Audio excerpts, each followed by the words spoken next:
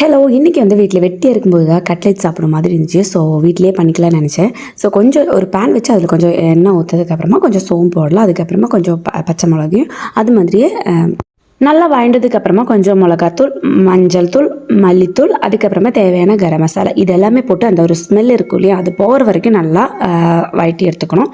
அதுக்கப்புறமா நான் வந்து பாயில் பண்ணி வச்ச பொட்டேட்டோவும் அது மாதிரி பீட்ரூட்டையும் ஸ்மாஷ் பண்ணி இதில் போட்டு நல்லா மிக்ஸ் பண்ணி எடுத்துக்கணும்.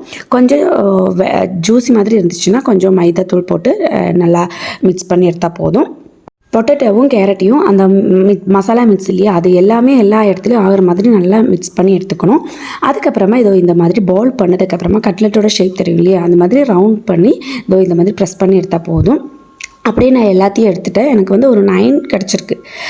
ஸோ அதுக்கப்புறமா ஒரு பேனில் வந்து இது வெஜ் கட்லெட்னால நான் ஒரு பவுல் எடுத்து அதில் வந்து கொஞ்சம் மைதா பொடி, அது மாதிரியே கொஞ்சம் தேவையான உப்பு, கொஞ்சம் தண்ணி எடுத்து ஒரு பேட்டர் மாதிரி மிக்ஸ் பண்ணி எடுத்துட்டோம்.